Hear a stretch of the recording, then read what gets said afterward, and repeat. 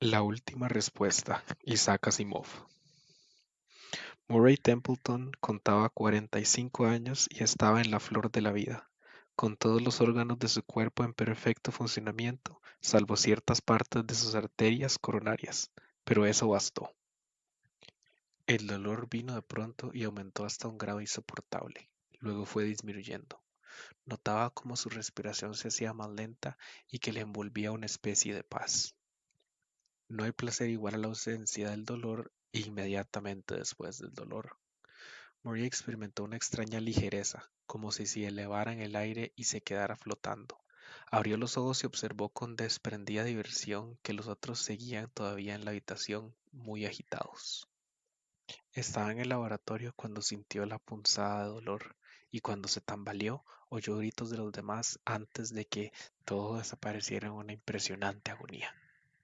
Ahora, desaparecido el dolor, los otros seguían revolteando, todavía ansiosos, todavía reunidos junto a su cuerpo caído, que pronto se dio cuenta él estaba también contemplando.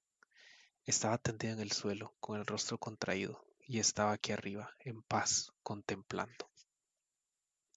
Pensó, milagro de milagros, los que hablan de la vida después de la vida tenían razón, y aunque resultaba una forma humillante de morir para un físico ateo, solo experimentaba una vaga sorpresa sin que se alterase la paz que la embargaba. Pensó, debería haber algún ángel o algo que viniera a buscarme. La escena terrena empezaba a esfumarse, la oscuridad invadía su conciencia a lo lejos. Como un último destello, había una figura de luz, vagamente humana en la forma, que irradiaba calor. Murray pensó, vaya jugarreta, me voy al cielo.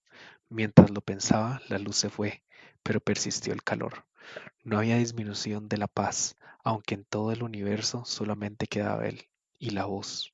La voz dijo, he hecho esto muchas veces y aún conservo la capacidad de disfrutar el éxito. Murray pensó que había que decir algo, pero no tenía conciencia de tener una boca, una lengua o unas cuerdas vocales. No obstante, trató de emitir sonido.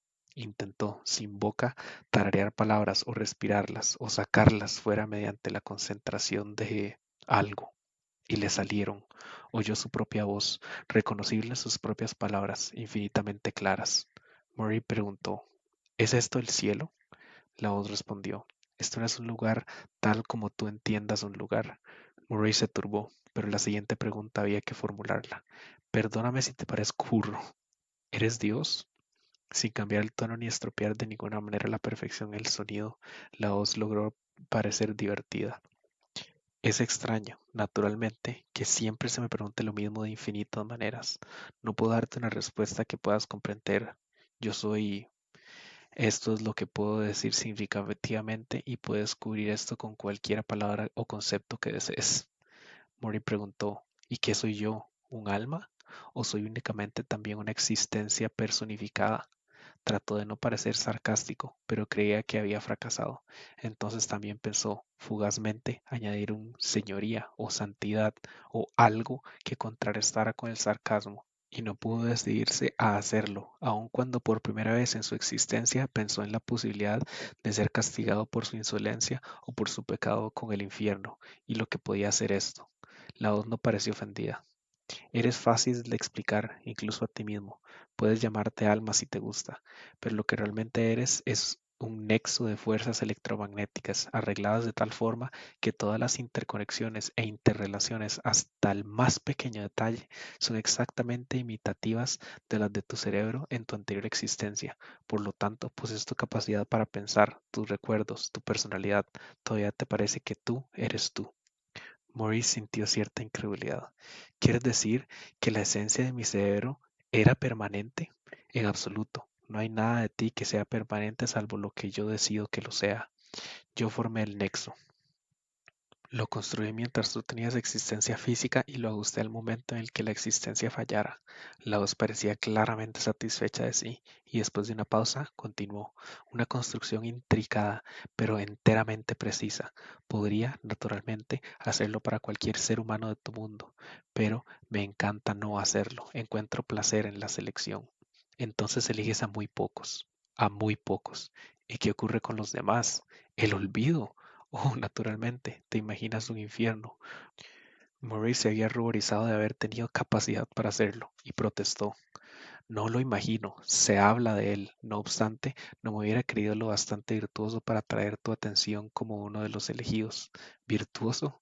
Ah, ya veo lo que quieres decir. Es muy molesto tener que obligarme a empequeñecer mi pensamiento lo suficiente para impregnar el tuyo.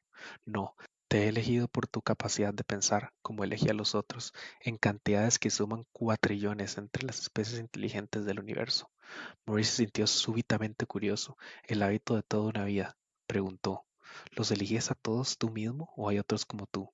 Por un instante, Murray creyó notar una reacción de impaciencia, pero cuando le llegó la voz no había cambiado. Que haya otros o no es irrelevante para ti. El universo es mío y solamente mío. Es mi invención, mi construcción, previsto solamente para mis propósitos. Sin embargo, con los cuatrillones de nexos que has formado, ¿pasas el tiempo conmigo? ¿Tan importante soy? Y dijo la voz, no eres nada importante. Estoy también con los demás, de un modo que, según tu percepción, podría parecer simultáneo. Pero tú eres uno. Y otra vez, divertida, la voz dijo. Tratas de casarme en una incongruencia. Si fueras una ameba, podrías considerar la individualidad solamente en conexión con células. Y si preguntaras a un cachalote compuesto de 30 cuatrillones de células si era uno o varios, ¿cómo podría contestar el cachalote para que te resultara comprensible como ameba? Lo pensaré. Puede hacerse comprensible. Exactamente. Esta es tu función. Pensarás. ¿Con qué fin? Tú ya lo sabes todo, supongo. Incluso si lo supiera todo, dijo la voz, no podría saber que lo sé todo. Eso me suena a algo de la filosofía oriental, observó Murray, algo que parece profundo precisamente porque no tiene sentido. Prometes, contestas mi paradoja con una paradoja, salvo que la mía no es una paradoja. Reflexiona, he existido eternamente, pero ¿qué significa esto? Significa que no puedo recordar el haber empezado a existir. Si pudiera, no hubiera existido eternamente. Si no puedo recordar el haber empezado a existir, hay por lo menos una cosa, la naturaleza de mi llegada a la existencia, que yo no sé. Entonces, aunque lo que sé es infinito, también es cierto que lo que hay que saber es infinito. ¿Y cómo puedo tener la seguridad de que ambas infinitudes son iguales? La infinidad del conocimiento potencial puede ser infinitamente mayor que la infinidad de mi conocimiento actual. He aquí un ejemplo sencillo. Si conozco la serie de los números enteros pares, conozco una serie infinita de números. Sin embargo, sigo sin conocer un solo número entero impar. Pero los enteros impares pueden derivarse, objetó Murray. Si divides por 2 cada número par de la infinita serie de números enteros, conseguirás otra serie infinita que contendrá la serie infinita de tus números enteros impares. Tienes ideas, me complace. Tu tarea consistirá en buscar otros medios, bastante más difíciles, desde los conocidos a los no conocidos aún. Dispones de tus recuerdos, recordarás todos los datos que hayas jamás recopilado o aprendido, o que ya tengas o vayas a deducir de los datos. Si es necesario, se te permitirá aprender datos adicionales que consideres relevantes para el problema que te has planteado. ¿Y no podrás hacer tú todo esto? Puedo, pero así es más interesante. Construir el universo para disponer de más datos que manejar, inserté el principio de incertidumbre, la entropía y otros factores al azar que hacen que el todo no sea instantáneamente evidente. Ha funcionado bien porque me ha distraído a lo largo de su existencia. Entonces permití complejidades que primero produjeron una vida y luego la inteligencia y lo utilicé como fuente de un equipo de investigación, no porque necesitara su ayuda, sino porque introducía al azar un nuevo factor. Descubrí que no podía predecir el próximo dato interesante de conocimiento adquirido, de dónde procedería y por qué medio se había derivado. ¿Ocurre esto alguna vez? Preguntó Murray. Desde luego, no pasa un siglo sin que aparezca algo interesante por alguna parte, algo que pudiste haber pensado, pero que aún no lo habías hecho. Sí. ¿Crees realmente que hay alguna oportunidad de que yo me muestre complaciente en este asunto? En el próximo siglo, virtualmente, ninguna, pero a la larga tu éxito es seguro, puesto que estarás eternamente dedicado a ello. Yo pensaré toda la eternidad, para siempre. Sí. ¿Con qué fin? Te lo he dicho, para buscar nuevos conocimientos. Pero aparte de eso, ¿por qué motivo debo buscar yo nuevos conocimientos? Era lo que hacías en tu vida en el universo. ¿Cuál era tu propósito entonces? Murray contestó esto. obtener nuevos conocimientos que solamente yo podía obtener, recibir la felicitación de mis compañeros, sentir la satisfacción de lo conseguido sabiendo que solamente disponía de un tiempo corto para mi propósito. Ahora ganaré solamente lo mismo que tú ganarías si quisieras molestarte un poco. No puedes felicitarme, solo puedes sentirte divertido. Y no hay mérito ni satisfacción en lograr algo cuando tengo toda la eternidad para conseguirlo. Y no encuentras que el pensamiento y el descubrimiento son valiosos de por sí, no encuentras que no te hace falta un propósito ulterior para un tiempo finito, sí, no para una eternidad. Veo tu punto de vista, sin embargo, no tienes elección. Me has dicho que tengo que pensar, no puedes obligarme a ello. No sé obligarte directamente, no lo necesito. Como no puedes hacer otra cosa que pensar, pensarás, no sabes cómo dejar de pensar. Entonces me trazaré una meta, inventaré un propósito. La voz, tolerante, asintió. Puedes hacerlo. Ya he encontrado un propósito. ¿Puedo saber qué es? Ya lo sabes. Sé que no hablamos de forma ordinaria. Ajustas mi nexo de tal forma que yo creo que lo oigo hablar y creo que hablo, pero me transfieres pensamientos a mí y solo a mí directamente. Cuando mi nexo cambia con mis pensamientos, te das cuenta enseguida de ellos y no necesitas mis transmisiones voluntarias. Eres sorprendentemente correcto, afirmó la voz. Me complace, pero también me complace que me transmitas tus pensamientos voluntariamente. Entonces lo diré. El propósito de mis pensamientos será descubrir el modo de desbaratar el nexo que me has creado. No quiero pensar solo con el propósito de divertirte. No quiero existir para siempre para divertirte. Todos mis pensamientos estarán dirigidos a terminar con mi nexo. Eso me divertirá a mí. No tengo nada que objetar. Incluso el pensamiento concentrado en terminar tu próxima existencia puede dar salida a algo nuevo e interesante. Y, naturalmente, si tienes éxito en ese intento de suicidio, no conseguirás nada, porque te reconstruiré inmediatamente y de tal forma que hiciera imposible tu método de suicidio. Y si te encuentras otro método aún más sutil de destruirte, te reconstruiré y así sucesivamente. Podría ser un juego interesante, pero de todos modos existirás eternamente. Es mi voluntad. Murray sintió temor, pero las palabras salieron perfectamente tranquilas. En resumidas cuentas, ¿estoy en el infierno?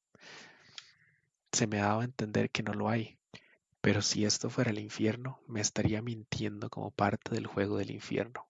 En ese caso, cortó la voz, ¿de qué sirve asegurarte que no estás en el infierno? Pero, te lo aseguro, aquí no hay ni cielo ni infierno, solamente estoy yo. Piensa, pues, que mis pensamientos pueden no serte útiles. Si no descubro nada útil, ¿no sería provechoso para ti desmontarme y no pensar más en mí? Como recompensa, ¿quieres el nirvana como premio del fracaso y tratas de hacerme responsable de dicho fracaso? No puedo negociar, no fracasarás. Con toda la eternidad por delante, no puedes evitar tener por lo menos un pensamiento interesante, por más que te opongas a ello. Entonces me crearé otro propósito. No trataré de destruirme. Mi meta será humillarte. Pensaré en algo en lo que no solamente no pensaste nunca, sino que nunca podrás pensar. Pensaré en la última respuesta, más allá de la cual no hay más conocimiento. La voz comentó, no comprendes la naturaleza del infinito. Puede que haya cosas que no me he molestado en saber, pero no puede haber nada que yo no pueda saber. Murray dijo, pensativo, no puedes conocer tus principios, tú lo has dicho, por tanto no puedes conocer tu final. Muy bien, pues este será mi propósito y esta será la última respuesta. No me destruiré, te destruiré a ti, si tú no me has destruido primero. Ah, has llegado a esta conclusión en menos tiempo del corriente. Pensé que te llevaría más. No hay un solo de los que están conmigo en esta existencia de pensamiento perfecto y eterno que no tenga la ambición de destruirme. No puede ocurrir, no puede hacerse. Pero tengo toda la eternidad para pensar en un modo de destruirte, aseguró Murray. La voz ecuánime aceptó. Entonces trata de pensarlo. Y desapareció. Pero Murray ya tenía un propósito y estaba satisfecho. Porque, ¿qué podría cualquier ente consciente de la existencia eterna desear sino un final? Porque, ¿qué otra cosa había estado buscando la voz por incontables billones de años? ¿Y por qué otra razón se habría creado la inteligencia y salvado ciertos espécimes poniéndoles a trabajar, sino para colaborar en la gran búsqueda? Y Murray se proponía ser él, y solo él, quien lo consiguiera. Con todo cuidado y con el ímpetu de su propósito, Murray empezó a pensar. Disponía de mucho tiempo.